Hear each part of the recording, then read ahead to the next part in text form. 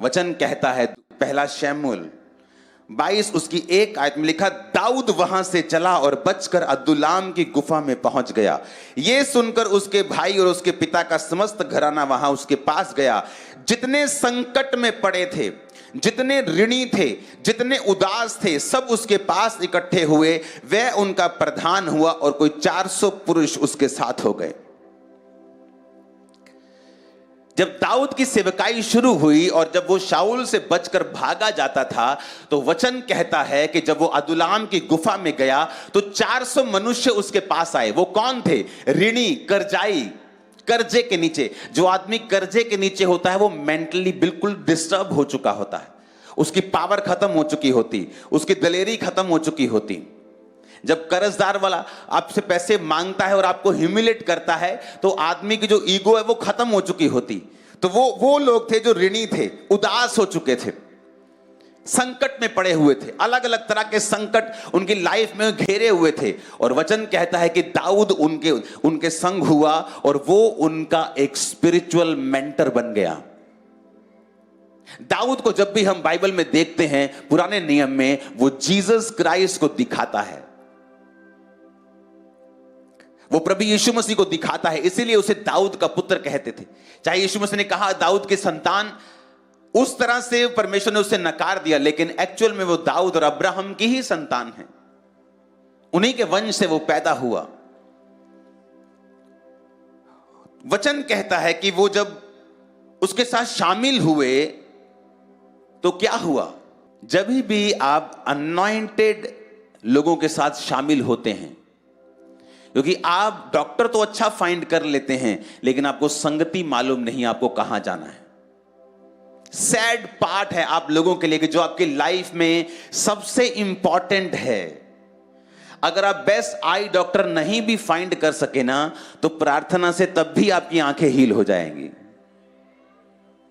आप छोटे मोटे डॉक्टर से भी काम चला लोगे, क्योंकि प्रार्थना आपको हील कर देगी। लेकिन अगर आप सही संगति में नहीं हैं, नथिंग कैन क्योर यू, कुछ भी आपके जीवन में काम नहीं करेगा। आप कंफ्यूज होंगे, हर वक्त आप यही सोचेंगे कि शायद यही जिंदगी है, जबकि यह परमेश्वर का प्लान नहीं है। अब यहां पर 400 व्यक्ति ऋणी, कर्जाई और संकट में पड़े हुए उसके पास आते हैं, और वचन कहता है वो उनका प्रधान, यानी वो उनका अगुआ बनता है। अब दाऊद पहला शमूएल 22 में उनको ग्रहण करता है अपनी कलीसिया के रूप में। आप उन्हें कलीसिया समझें, और दाऊद उस कलीसिया को, जब आप एक विश्वास वाले व्यक्ति के साथ जुड़ते हैं, या आप एक ऐसी संगति, सिर्फ खांबरा चर्च दुनिया में जीवित चर्च नहीं है, बहुत सारी चर्चेस जीवित है, तो मैं सबकी बात कर रहा हूं। आप जहां भी जिस देश से मुझे ये देखेंगे रिकॉर्ड हो रहा है, तो हर देश में ये चलेगा। बहुत से लोग इसे अफ्रीका में देखेंगे, यूरोप में देखेंगे, इंडिया में देखेंगे, इंडिया के अलग अलग स्टेट्स में इसे देखेंगे। तो ये सब लोगों के लिए है कि जब वो उनका प्रधान यानी उनका अगुआ बना, तो वो 22 पहला शमूएल 22 में बना, और वो उनके संग संग चलने लगा। एक्चुअल में जब आप विश्वास वाले लोगों के साथ चलते हैं, तो उनकी जो डेली लाइफ होती है वो आपको इफेक्ट करती है। वो किस तरह से बैठता है, किस तरह से खड़ा होता है, अपने डेली लाइफ के अफेयर्स को किस तरह से हैंडल करता है, मनी को किस तरह से हैंडल करता है, लड़कियों को किस तरह से हैंडल करता है, व्यभिचार को किस तरह से हैंडल करता है, पाप को किस तरह से हैंडल करता है, अपने दिल में वो कैसा है, लोगों के साथ वो कैसा है, उसका हृदय कैसा है। ये है रियल इंपार्टेशन जो चर्च में आप पाते हैं। लोगों को लगता है सिर्फ वर्ड सुनेंगे, सरमन सुनने जाएंगे, पास्टर कोई भी हो। No sermon can work like that. वो किसके मुंह से निकल रहा है, वेरी इंपॉर्टेंट। तो दाऊद जब उनके संग रहा, तो वो डेली उन पर इंपार्ट करता रहा, क्योंकि इंपार्टेशन रियल कभी भी ले हैंड वाली नहीं होती। ले हैंड लास्ट काम है, लास्ट। क्योंकि लोग जब नए नए उठते हैं तो बोलते हैं मैं इस पास्टर के पास जाऊंगा, खामरा जाके अपॉइंटमेंट लूंगा और बोलूंगा मुझ पे ले हैंड कर दो और मुझे अपना मसा दे दो, आप मुझे आपका मसा चाहिए। ये सही नहीं है, ये कंप्लीट नहीं है। सही है, कंप्लीट नहीं है। कंप्लीट है आपको उसके जैसा सोचना पड़ता है। अगर आप अपने पास्टर के जैसा सोच नहीं सकते हैं, आप उसके जैसे मसे को भी नहीं पा सकते हैं। अगर आपकी थिंकिंग वैसी नहीं है, आप उसके जैसा बरकत भी नहीं पा सकते हैं, क्योंकि ये सारा कुछ डिपेंड करता है कि आपकी सोच क्या उस जैसी, आपका फेथ क्या उसके जैसा बना है, उसके लेवल के जैसा बना है कि नहीं बना है। अब पहला शमूएल 22 में आप समझें कि दाऊद के साथ कुछ व्यक्ति मिलते हैं। दाऊद के सामने 400 मनुष्य है।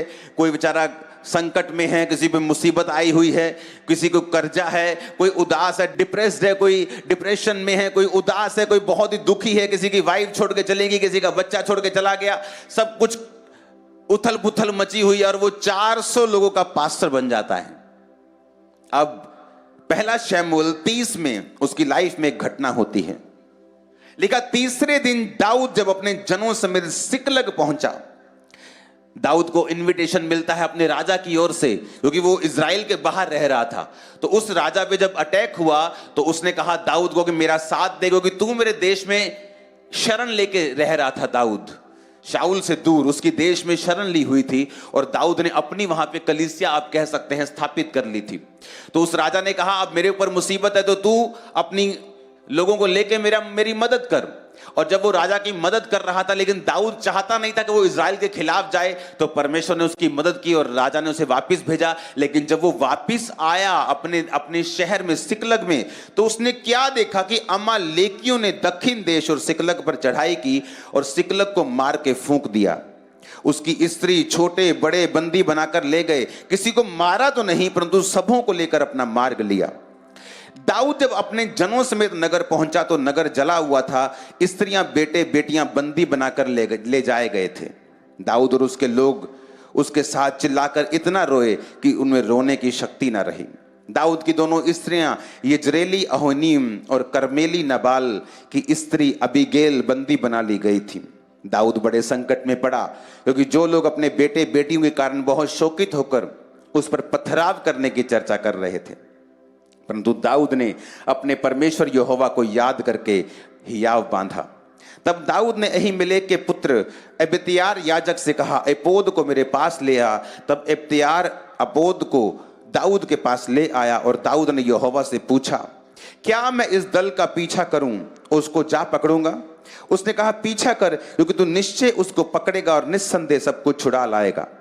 दाऊद अपने 600 साथी जनों को साथ लेकर बसोर नामक नाले तक पहुंचा, और कुछ लोग छोड़े जाकर रह गए। दाऊद 400 पुरुष समेत पीछा करने के लिए चला गया, और 200 जो थक गए थे वो बसोर नाले के पार ना जा सके और वहीं रहे। अब यहां समझने वाली बात है कि जो 400 व्यक्ति हो गए थे पहले जो आए थे, अब वो 600 हो गए थे। जब भी आप परमेश्वर के द्वारा निर्धारित किए हुए स्थान में जाएंगे, वहां निशानी होगी कि वो ग्रोइंग प्लेस होगा, वो ग्रोइंग प्लेस होगा।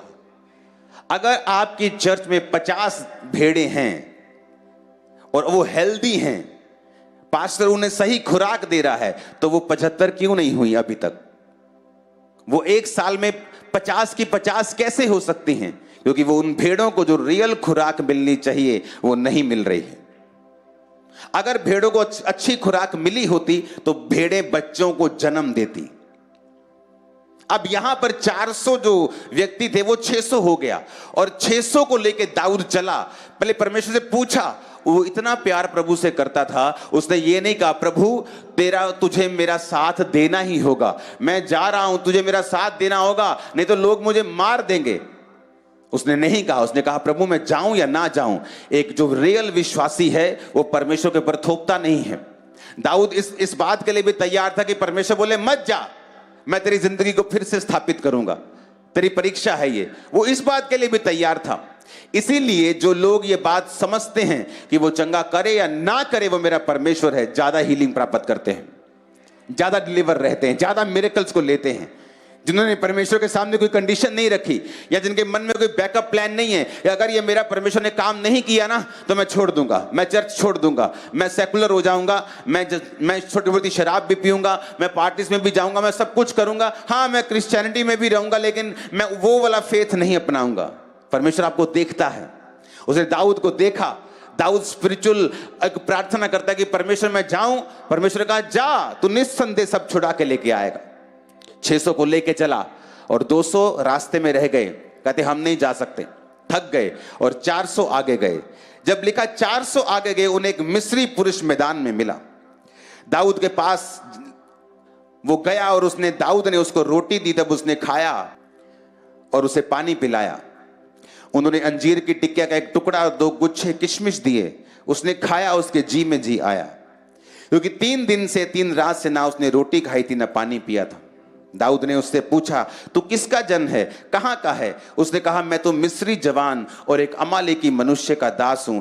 3 दिन हुए मैं बीमार पड़ा और मेरा स्वामी मुझे छोड़ गया।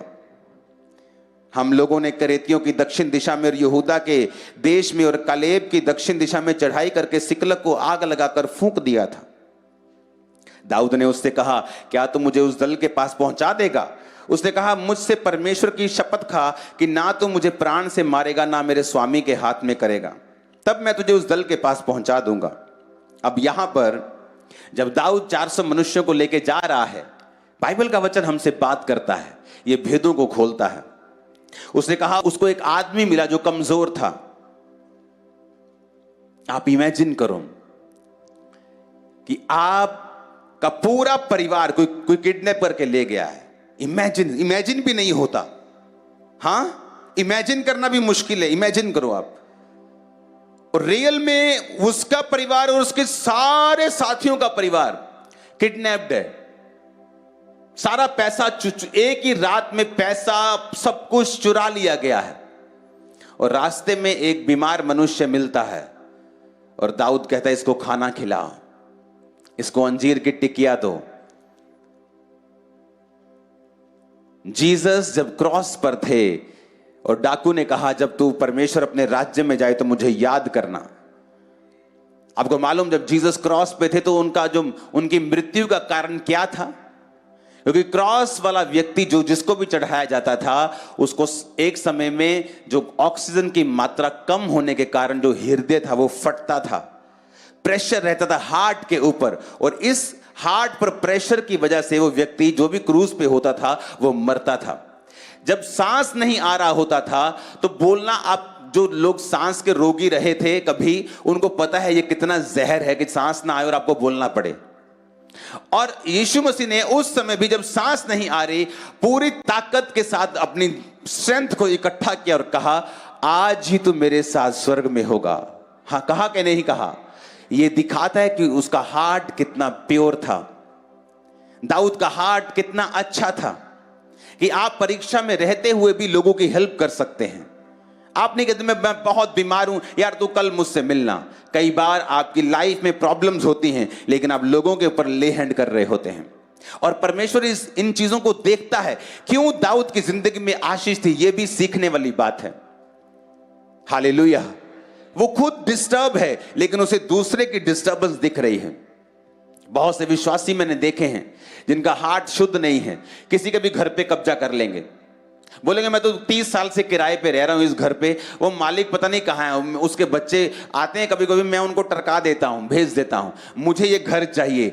कब्जा कर लेते हैं उन घरों के ऊपर, प्रॉपर्टीज के ऊपर, चोरी करते हैं, सरकारी स्कीमों का फायदा उठाते हैं चोरियां करके। ये दिखाता है कि आपका हार्ट प्योर नहीं है, आपका हार्ट परमेश्वर के साथ कनेक्टेड नहीं है। और यही वो छोटी छोटी चीजें हैं जो हमें ग्रेट करती हैं और नीचे भी लेके आती हैं।